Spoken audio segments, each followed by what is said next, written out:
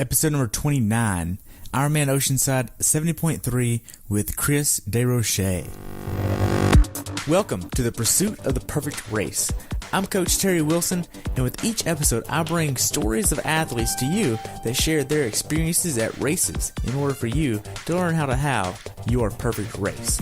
We'll hear stories from athletes of all ages, abilities, and races of all distances. So regardless of where you fit in, there's something in it for you. Thanks for spending some time with me today. Now let the pursuit begin.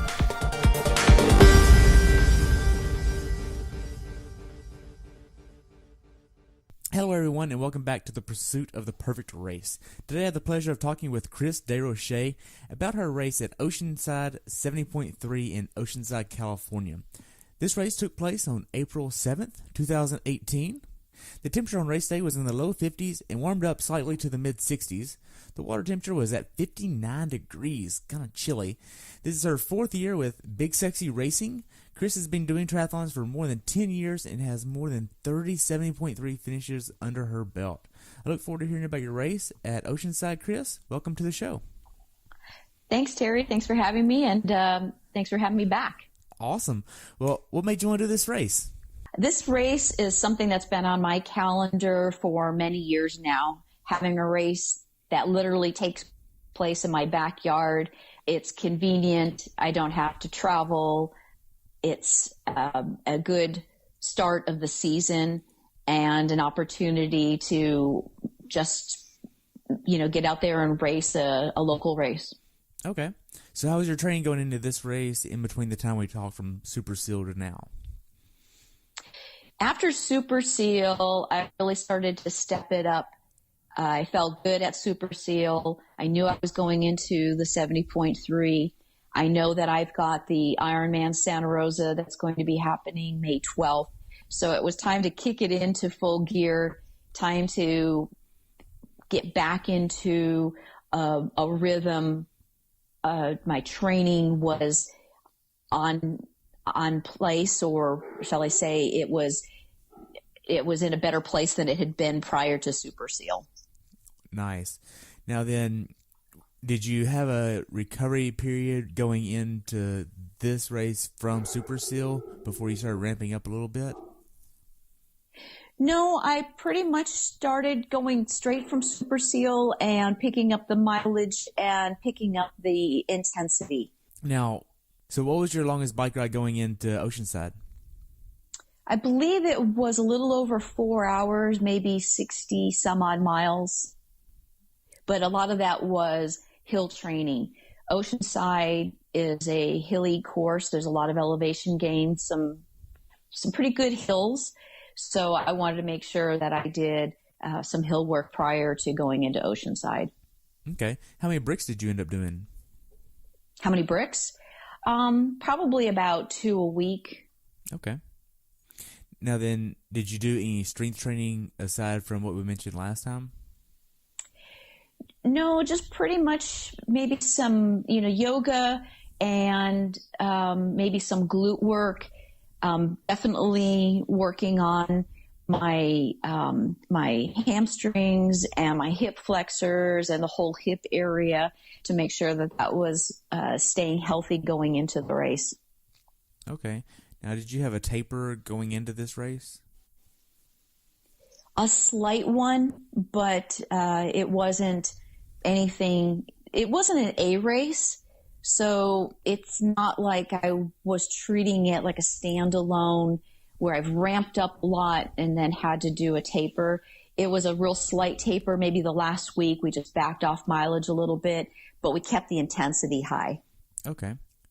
So what specific workouts did you do that gave you the confidence to go into this race prepared mentally and physically? I would have to say that the time on the bike and the time on the feet are the two biggest things for me. Making sure that I just have that, again, that time on the bike.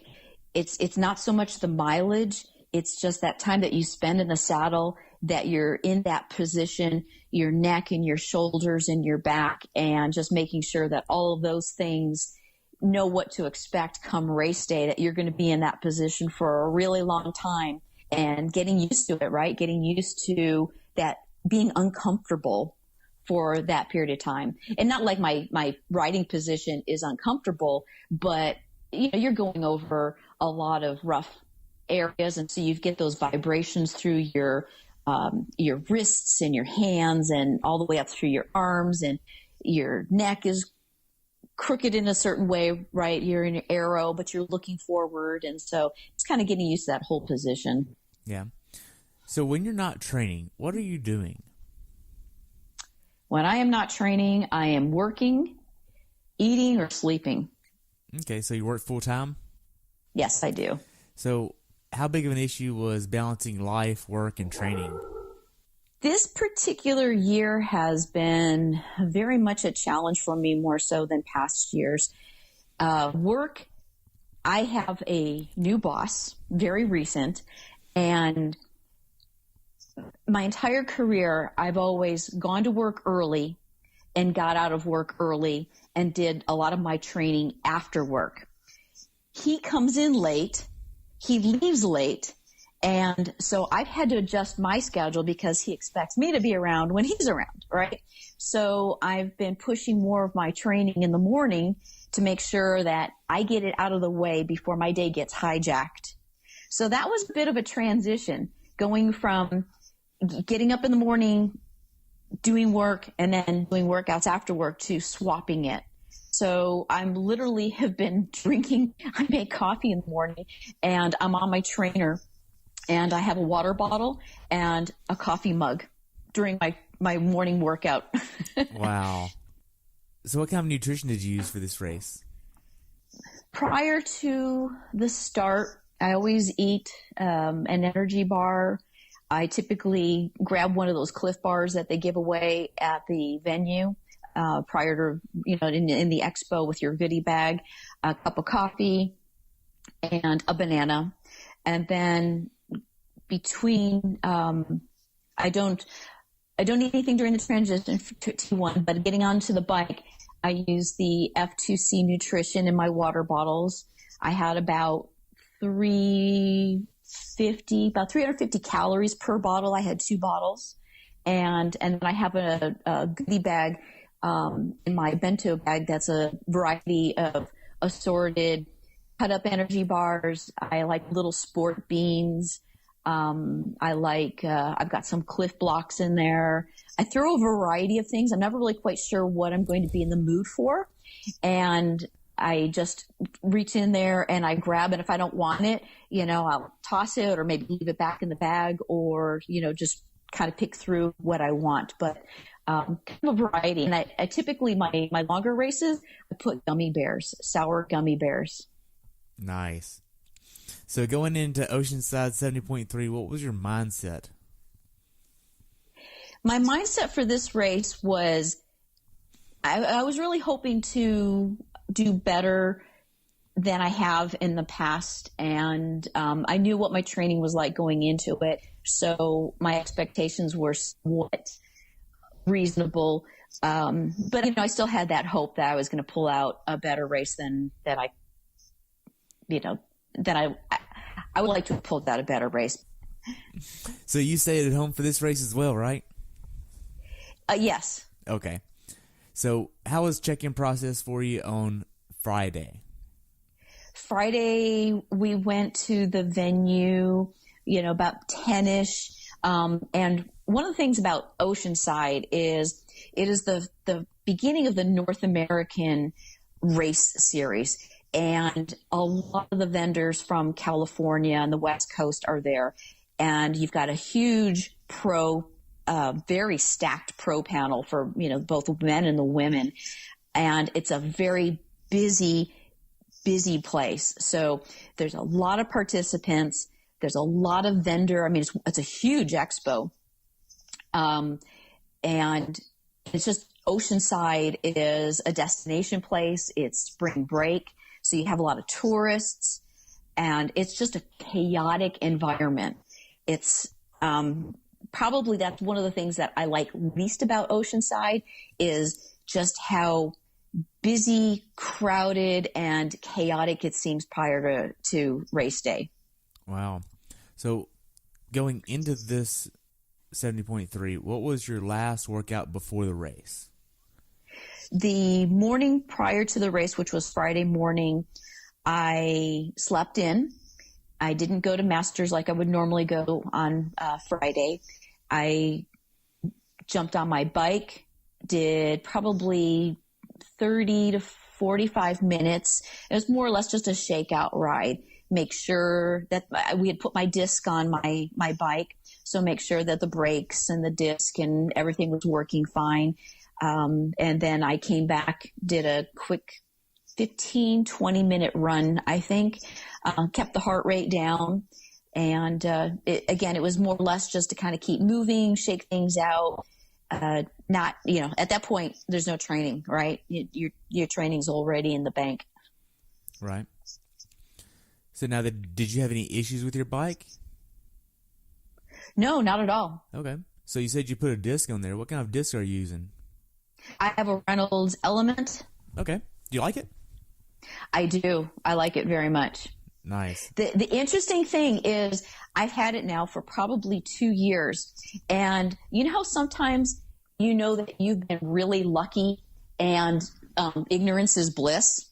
So I've always been able to fill up the air on my disc with my bike pump. And I've never had a problem until I got to this race venue, and the morning of, I go to put air in my tires, and I get to where the bike service area is, and all of their bike pumps have these really huge heads on them, and they don't fit on my disc. And the guy that was helping me says, "Oh, you need a crack pipe." What? What the heck is a crack pipe? And he's like, "Well, you need this adapter that goes between the pump and the stem of your disc."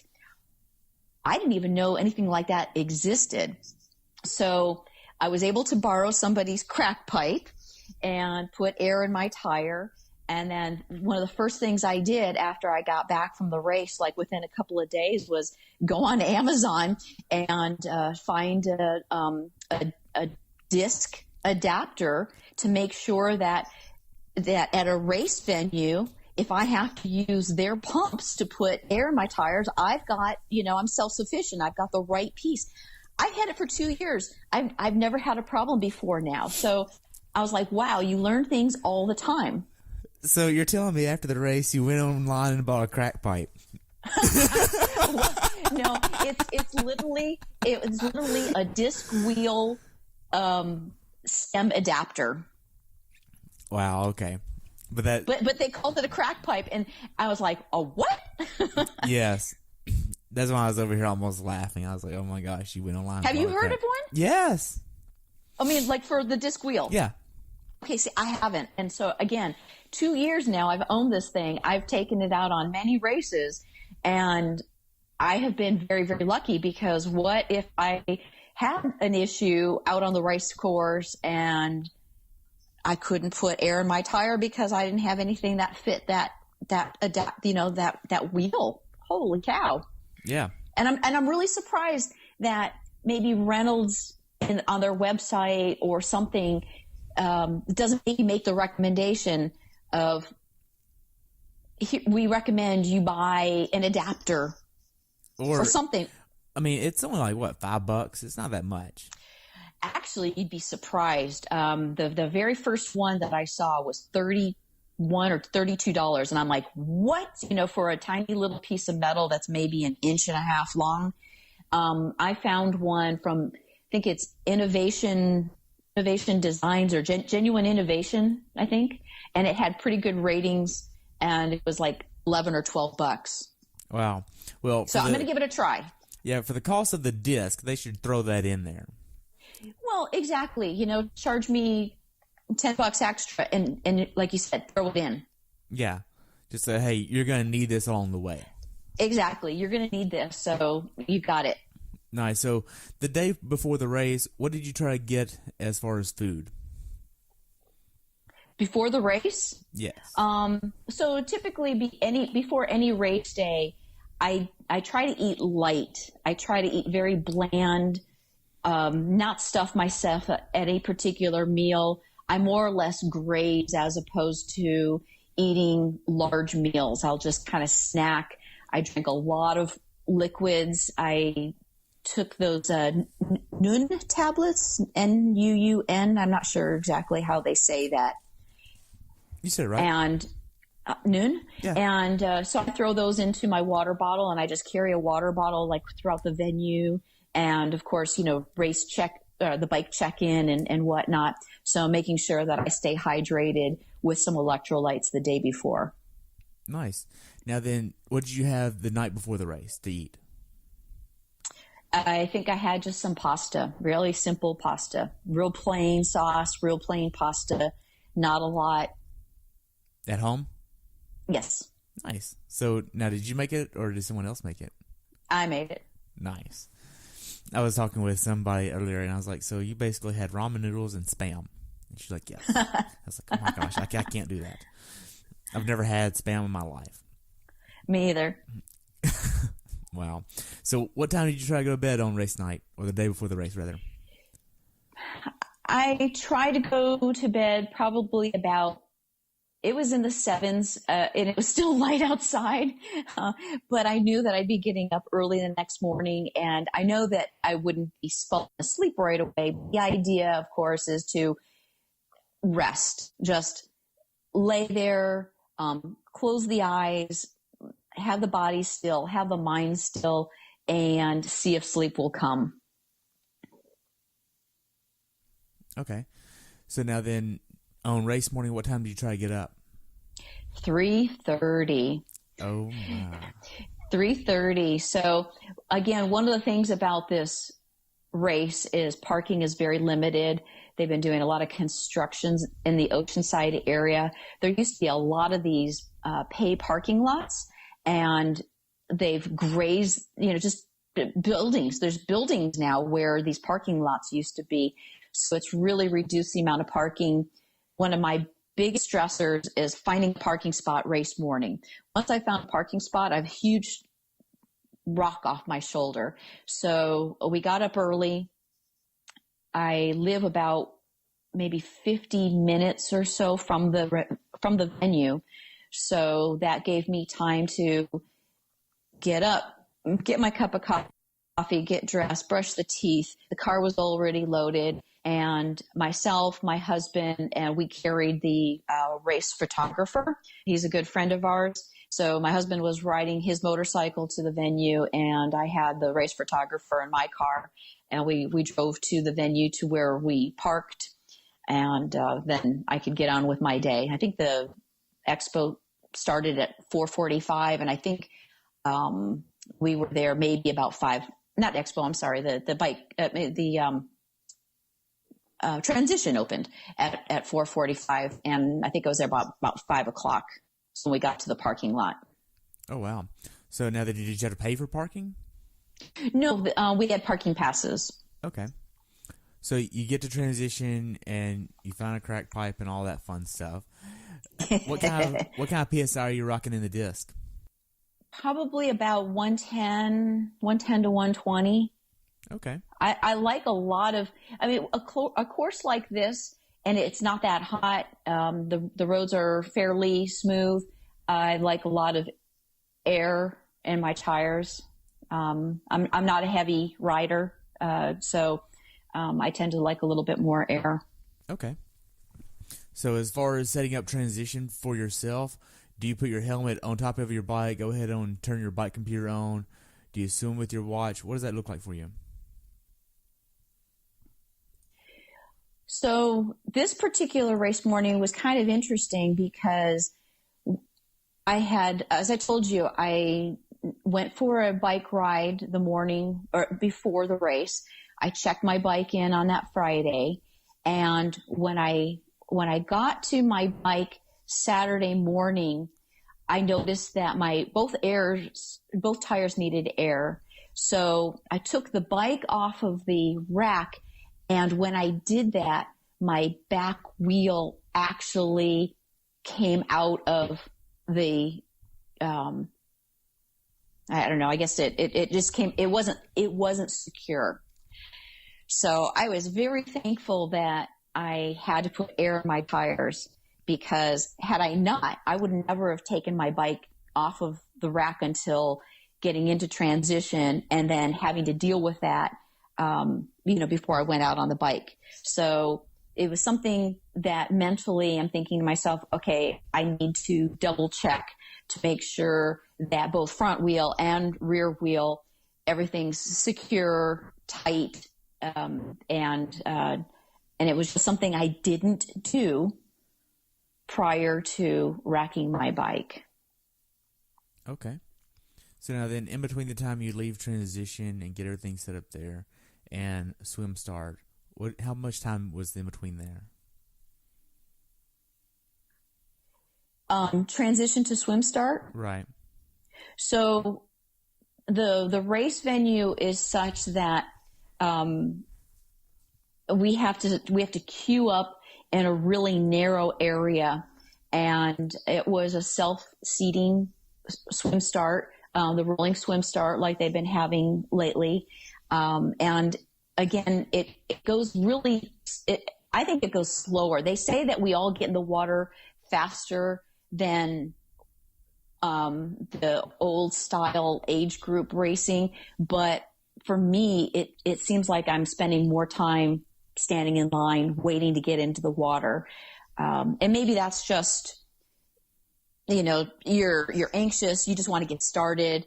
It could be that it's perception, but to me, it just seems like forever.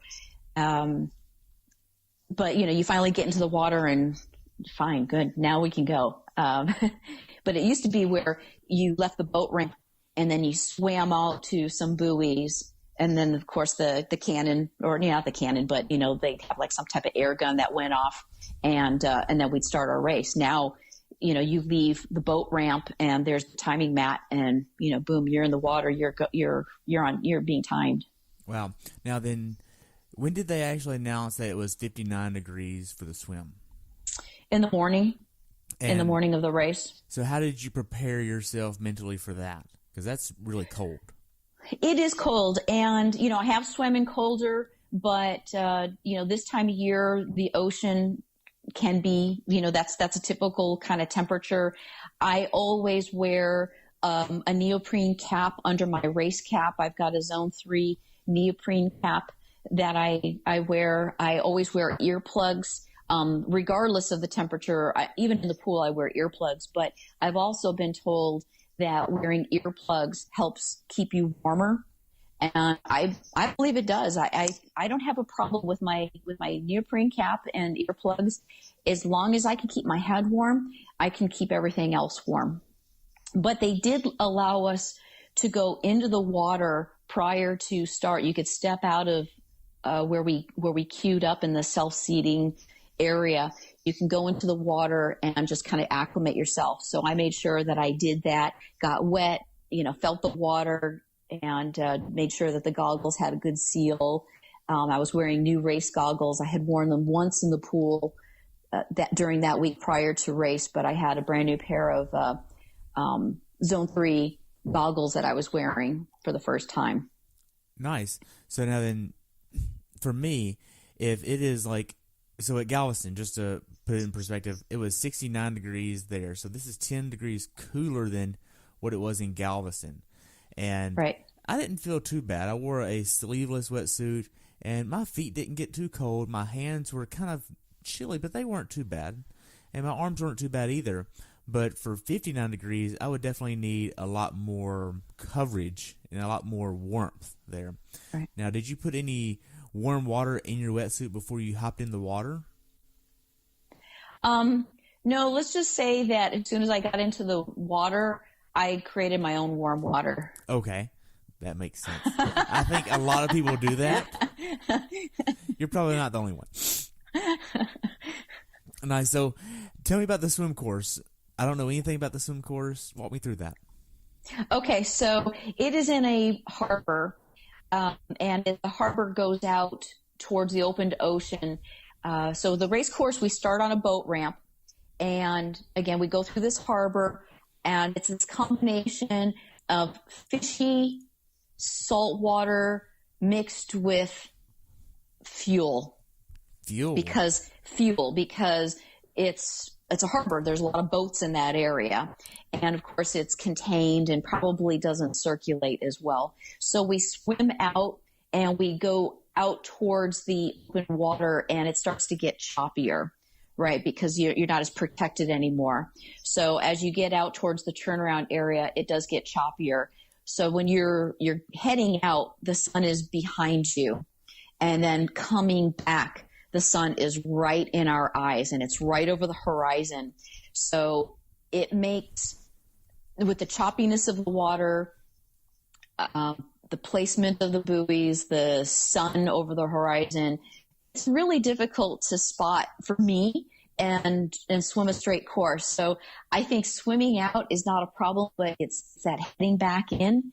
And I made a suggestion of, they always have these athlete surveys after every race, what can we do better? And I said, for Pete's sake, put a few more buoys closer together, because they were, to me, maybe to some expert swimmers, they didn't have a problem. But, when you're in a pack of people and there's a lot of splashing, right?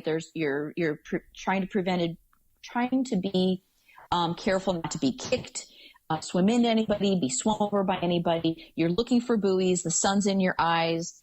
It just becomes a challenge. So I don't know. I think they could do a little bit better with adding maybe 2 buoys just on the way back. I think would make a difference. So they'd be easier to sight in those conditions.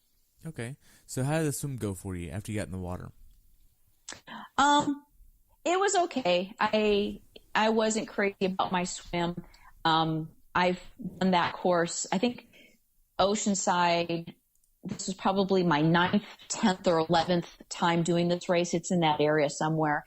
And my swim has changed. It's been within 5 minutes for all those years. So this was not my fastest and it wasn't my slowest. I got out of the water and went, I saw my time and it was just sigh, right? Okay. So. It felt like it was fast, but it wasn't. Whatever. Right. Was there a lot of chop? Just on that turnaround as we go from the protected harbor closer to the open ocean. It was supposed to, this year they were going to have a beach start where we were going to start on the beach and have to go through the surf. And then the day before they called it off, saying that the lifeguards thought that the surf was too high. I guess they were predicting 4 feet waves, and which isn't really a lot, but I guess that's their threshold for saying, nope, we're going to go back into the harbor. There's other courses that I've done, like Super Frog, where the surf has been way higher, and that's not a problem. You still go out because that is the course. So maybe the difference is there's an option here at Oceanside as opposed to a race like Super Frog where you don't have an option. Right. That's the beach. There's the surf. It is what it is. Right. So you get done with the swim in 40 minutes and 5 seconds. Now, is there wetsuit strippers Thanks for saying that. You're welcome. So what's that? So you get done with the swim. You get out. Are there wetsuit strippers here? It was the first time I've ever seen wetsuit strippers. But yes, they have. I've never seen them at 7.3 before or at this race. And but I decided not to use that because when I saw the amount of people that they had going there and the limited number of people helping, I'm like, it's going to be faster for me to take my own wetsuit off than stand in a line. So to have somebody else do it for me. Okay. Now, do they have a shower to kind of rinse your mouth out and rinse off the salt water? Nothing. No, nothing like that. No. Okay. I know a few years ago at Galveston, they had a makeshift shower with a garden hose, and you could just walk through that and get the salt water off you a little bit. Right. Now then, so you get to the bike. How were the first few miles on the bike for you? They're fine in terms of, settling yourself, getting your heart rate down from the swim. Unfortunately, one of the first things that happens is you have to go up a hill, and it's a pretty steep hill. So, you don't have that much time to get going on that bike and, get settled, get into a groove, and then you're getting this hill already. So once you get past that, then you're on a flat for a long time. But, since I've done this course many, many times, I know that hill's coming. I know what to expect. So, I plan for it. Plan for it? I just know that it's there. So, I grab a little bit of drink, right? And, just make sure that I'm all ready. My helmet's tight, everything. And then that way, when I get to that hill, I can focus on the hill, because the other thing is that it can be quite crowded, and you've got the people that maybe weren't expecting it, or they're slower up the hill. So you're not just charging up the hill, but you're also navigating and negotiating around people, because they're not necessarily, because they're slower, on the right-hand side. They're spread out all over. Okay. So you might end up having to go through because of just where people are. Okay. So now then, for the bike ride, the first little bit, did you already have your bike in the right gear for it? Yes. Okay. Now, were you trying to hit a certain cadence, power, or any type of number for the bike ride? No. I don't really look at my watch during the bike. I go by perceived effort, and I just kind of feel it, as opposed to look at numbers. Okay. Now then, we talked last time at Super Seal, you didn't really do much for nutrition. You can kind of get by with an Olympic with that, but for the 70.3, it's a little bit more critical. How was your nutrition plan for this? I knew that I wanted to get through both water bottles, and then take on additional during the race, from one of the aid stations. And I was on target. I worked hard. I had to really think about it, and I made myself drink. On this particular course, there's 3 areas where they control the speeds, or they make us go single file, and trying to slow us down. They're trying to keep us safe in particular areas. And sometimes in those areas, you kind of get trapped, right? There are no passing zones. That's what I wanted to say. There's like 3 areas of no passing zones.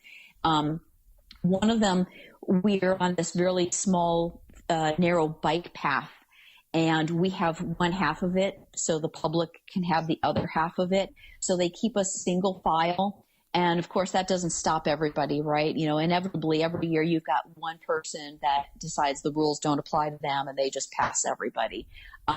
But what I've learned is, rather than get upset and frustrated, being stuck behind other people, and there's nothing you can do. If you want to obey the rules, you have to be single file, and you have to no pass. I'm like, okay, this is a good opportunity to drink, to eat. And because I know that those are coming. So there's 3 areas like that. One of them is on a downhill. So that's not maybe the best time to be eating or drinking, but those other 2 areas where there's no passing zones, perfect opportunities to take in the nutrition. So those, I've learned, use those wisely. Use that time when you're trapped to. So now then, as far as the single file line, where is that at?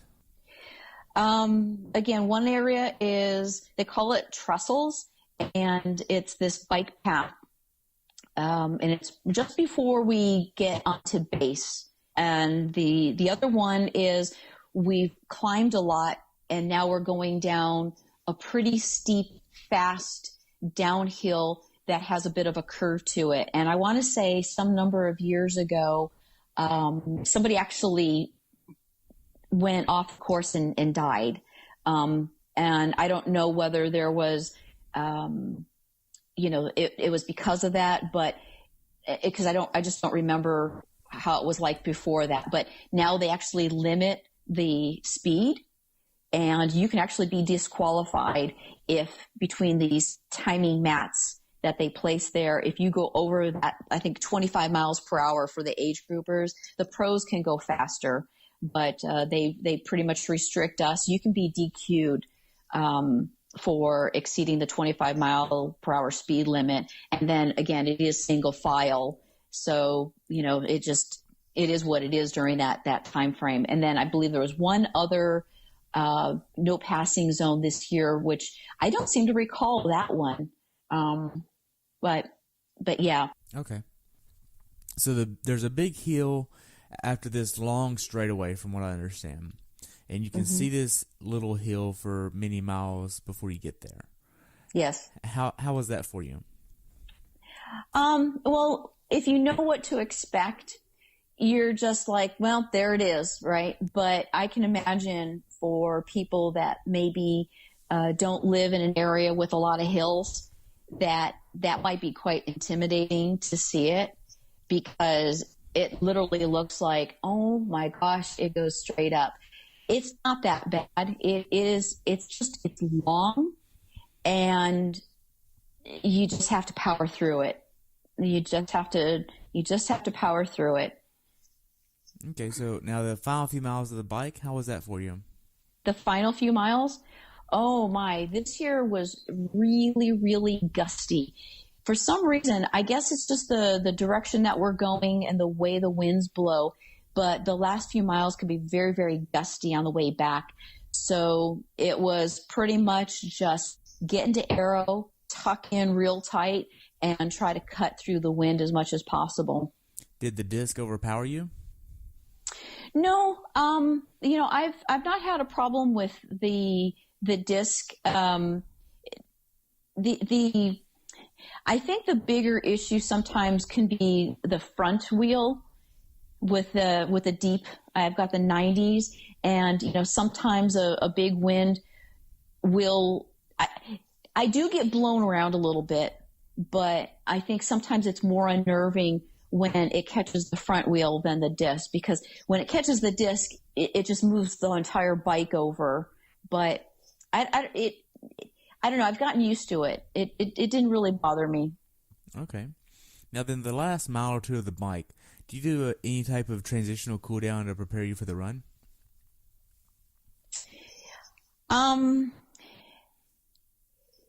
Not really. It's pretty flat towards the end. I want to say it gets a little bit dicey because there's a lot of people. The road starts to narrow. You've got a lot of riders that are coming into a, like I said, more narrow area.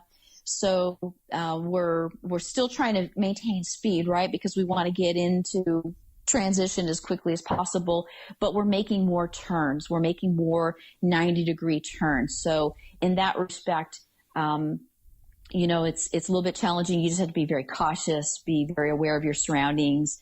Your own capability, your own riding capability, but you have to realize there's a lot of other people around you, and you don't really necessarily know their bike handling skills. Right. Now then, you get to T2. How does T2 go for you? So T2 is pretty quick for me. I don't seem to have a problem in T2. I just throw my bike onto the rack. I'm not really one of those that really pays attention to which direction it needs to go. I mean, in the morning, obviously it's facing the right direction, but when I get back from the bike ride, it's however I feel like racking it. And so,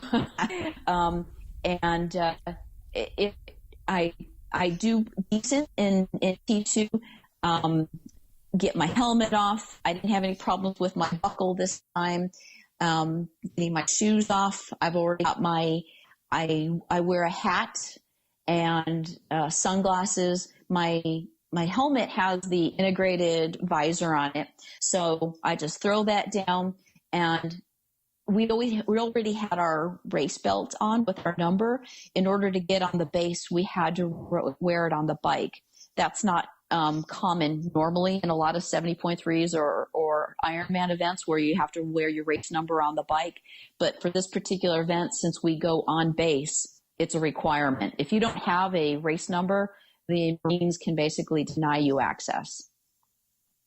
Wow, I did not know that you had to wear your race belt on the bike. On the bike course. Yep. So would they actually deny someone access? They can. There's guards at every entrance, and obviously they're watching us and whatnot. I've never seen anybody pulled, but do you really want to risk it, right? So everybody just puts their race number on like we have to, and so that was one thing that I didn't have to deal with in T2. But normally, that would be in my cap, because all I really need to do is put my shoes on and then grab everything that's in my cap, and whether that's my nutrition, my race belt, my glasses, and then I can put all that on as I'm leaving transition. So I feel pretty good in general about my T2s. It's T1s. I still need to work on that. That it was a bit clumsy this year. I slipped. I don't know. I guess the ground was wet. The pavement was wet, and running in bike shoes with clips. It just I just slipped and I fell over. My bike fell over. So oh, really? my T1 just wasn't. It was kind of a disaster. Wow. So now then, did you have a strategy for the run? The strategy for the run was just to keep going. I felt really good on the bike in terms of I nailed my nutrition, so I knew that I had a good chance on the run. If I don't nail my nutrition on the bike, I know that I'm going to pay for it dearly. I had a good run at Super Seal 3 weeks prior. I was hoping for a better run. I've had better runs at Oceanside. Not really quite sure what happened here. I did the best I could. It was a cool day, so I can't really say, well, it was the heat, it was the humidity, it was this, it was that, it was the other thing. I didn't have any excuses. It just, it wasn't my best. It wasn't my worst. It was okay. Okay. Now then, how were the first 6 miles on the run for you? Good. They changed the course a little bit this year, which was really nice. The first part remained the same. It's a well populated course in terms of a lot of spectators. It's a 2-loop course, and you're running along the coast. It's fairly flat. There's just a couple of areas of elevation where you go up onto a pier, and it's how you turn around and kind of get onto the other side of the course from the other direction. And you're constantly passing a lot of spectators, bystanders.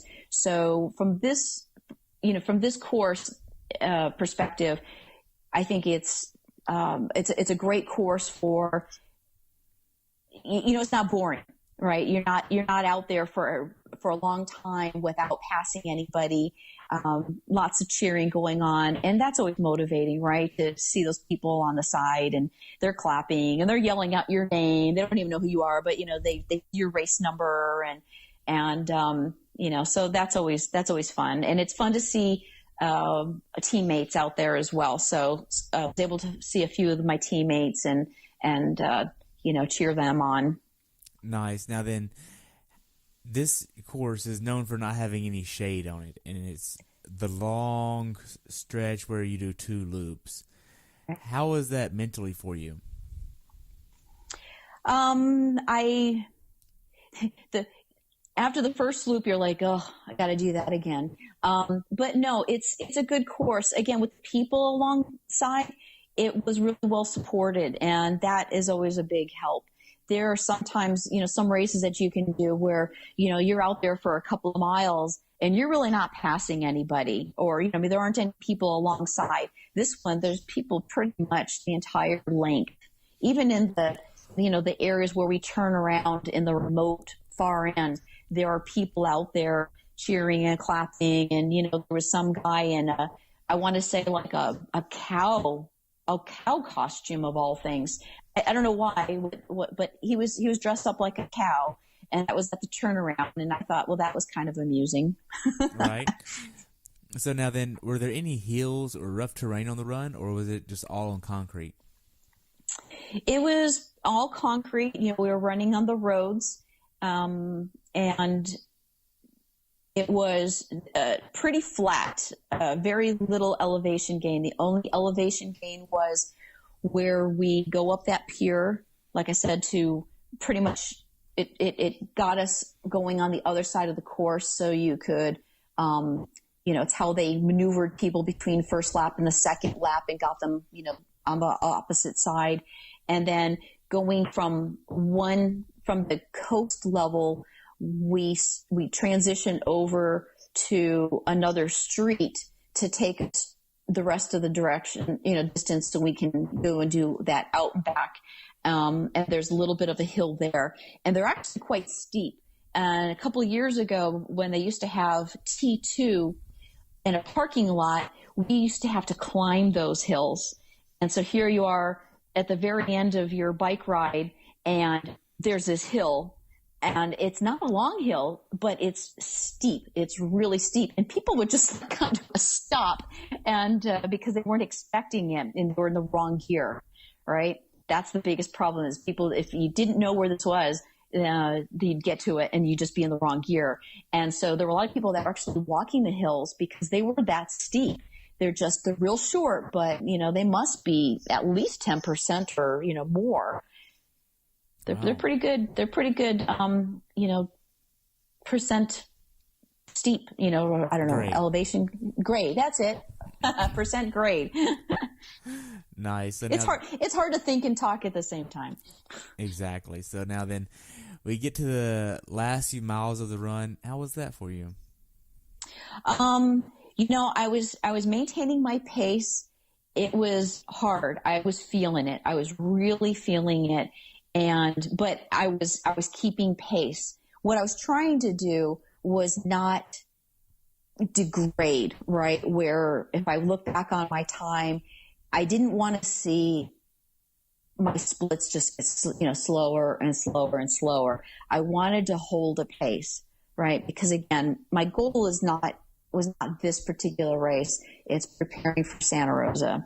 So I was really trying to hold my pace, and I passed a teammate, Patty, and she was cheering me on, and I'm like, I don't know if I can hold this much longer. This pace is killing me. And she's like, just keep going, keep going, keep going. And so that was motivating, kind of passing a teammate and her urging me on. I knew that I just had, maybe about a quarter mile, maybe half mile ish left. And, I was hurting. I could feel it, but, I knew that it was going to be pretty flat on the way back. So it was just suck it up.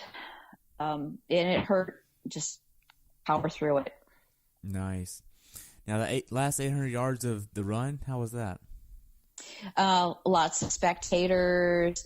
It gets really, congested. You see that finish line. One of my favorite parts of the race is where you see that split, where if you go to one direction, it says like to lap 2 or to lap 3 or whatever, the course is like. And then the other direction is finish. And there's just something like, oh my gosh, I get to go this way this time. And that is, I don't know, there's something mental that happens in the brain when you get to go on the path where the ground says to finish with a big arrow. And you get this little bit more of energy, right? That's when you can start kicking it in. And I bet you, if you looked at anybody's race, their race file afterward, I bet you the last, couple hundred yards or whatever, the pace just picks up, right? Everybody wants to kick it in and come in flying through the finish line. Right. Now then, you cross the finish line. What was next for you? Getting the medal, getting some water, and then meeting my husband. So my husband had been along the run course. Our friend, the photographer, had been along the run course. So they were waiting for me there at the finish line. And then, of course, trying to, they were tracking me. So it's like, okay, well, how did I do? And he says, well, do you want to know? And I'm like, yeah, I want to know. And so he told me, and I'm like, yeah, okay, whatever. At that point, I was actually in ninth.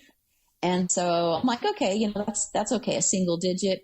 And then it was later that day that I actually lost a slot. So somebody must have come in after that. But yeah, so, a 10th place finish. But my age group, we had, I think there were 117 women in my age group, which is an insane amount of people, right? And so I'm like, okay, well, I can't complain, I suppose, right? 10th out of like 117. Wow. So now then, looking back on it, how well prepared for this race do you think you were? How well prepared?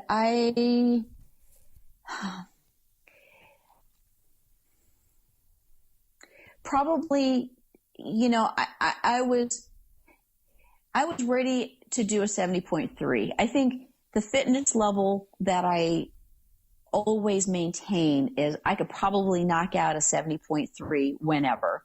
It's just a matter of, do I want to finish fast? Do I want to finish in pain? Right. And this one was, I didn't go into it with the expectation that it was an A race. There wasn't anything that I wanted to qualify for. It wasn't my interest to qualify for Worlds. I think that's my goal going into Super Frog. If I do Super Frog later this year or Indian Wells, my goal is to get to Worlds in Nice in 2019. So I'd really like to qualify. And one of the things that I want is, I've been to Worlds once when I was in Austria, and I qualified. I was fifth. I was fifth at Oceanside, and it rolled down to me, right? So there were 2 slots in my age group, and the 2 slots went to 4th and 5th, and we both took them. And but what I want is, I want to earn a slot that didn't roll down to me. Wow. That's pretty quick, though. You gotta be fast. Yeah. So, yeah. I don't know if I can get there, but it's a dream, right? I can try. Yeah, I see what you did there. So what's something you learned about this race that you'd like to pass on to someone who hasn't done this race before? One of the things that I would say is, be prepared, have some hill work under you for the bike ride, and make sure you leave enough left in the tank, so to speak. I've talked to a few people where they've done this race for the first time, and they didn't realize how gusty, even though it was flat on the way back from the base back to T2, they underestimated how tired they would be from the hills, and then now they've got to fight those winds to get back, and that's exhausting in itself, right? Is fighting the gusts even on a flat, and it's fast. I mean, people are hauling butt to get back to transition. So leave enough left in the tank after the hills to have a good bike ride and be able to have a good run. Because I think that's the other thing is they pretty much shoot their wad, so to speak, on the bike, and they have nothing left for the run. Wow. So now then, we've covered a lot about this race. Do you have anything else you'd like to add? No, I mean, I did say, while I said that it was kind of chaotic and a crazy environment, it's still really fun. It's great to be out on a course with some of the pros, the best names in the business, right? I mean, if you look at the pro list this year, it was just amazing. Both the women and the men and the talent that was out there. There's a lot of talent in the age group field. So from that perspective, it's a great race. It's a lot of fun, so I don't want to say that it's not a great race, because it was chaotic and busy and crazy. It's just from a perspective of, if you're stressed out prior to a race and, you're worried about things, dealing with the traffic, and you've got to drive to go and drop your bike off. I mean, it's kind of spread out, right? You're in this very congested and very narrow area, and you have to park one place to, go to the expo, and then you have to drive over to another place or walk a long distance to drop your bike off. And, so it just kind of, it's just it makes for a long day. It makes for a really long day. We got back on Friday after checking in, and then, and of course, the traffic, right? Because it's coastal. I live inland, and I had to deal with the commuter traffic on a Friday evening. So it took much longer. I didn't get back until like 5 o'clock at night. And then you're thinking, okay, well, I have to go to bed at like 7 something, right? I've got to eat dinner. I've got to finish putting all my race stuff together, all the last minute stuff, my water bottles, blah, blah, blah. So, it's quite a busy day. Wow. Well, thank you so much for sharing everything. I just have a few more questions for you. Know we can follow you at Box of Grapes on Instagram and follow you on Facebook. Now then, I know you're doing Santa Rosa, which I will be at that race. What else is after Santa Rosa for you? So I've kept my calendar kind of open. I haven't really committed to anything after. I take that back. So I am doing Santa Rosa 70.3. I'm already signed up for that. But after that, I've kept it open. I would like to do Super Frog again.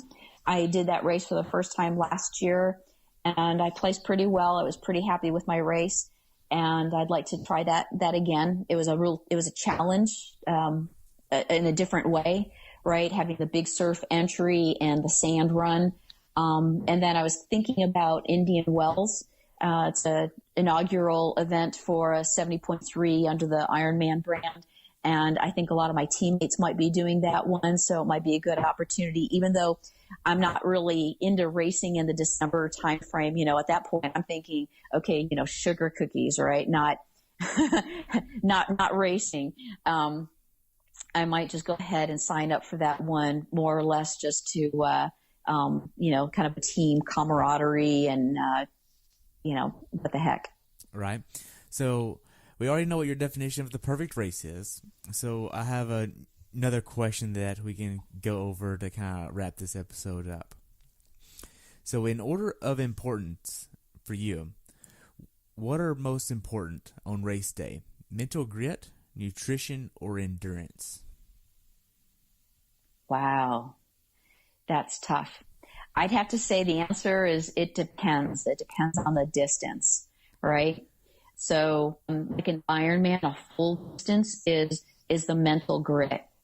I think it takes some mental fortitude to get through a full Ironman and push through really being uncomfortable, not allowing yourself to walk when you really feel like you want to walk. But I mean, nutrition is always important. If you can't feed the machine just doesn't want to go. But I think a lot of it's in your mind. If you've done the training, your body's ready.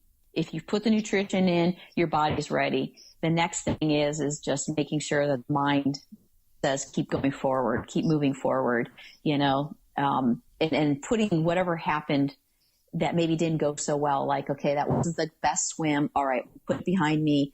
Let's look forward. Let's have a good bike ride. All right. Maybe you have an incident on the bike, that it wasn't as good of a time. You had a bad transition. All right.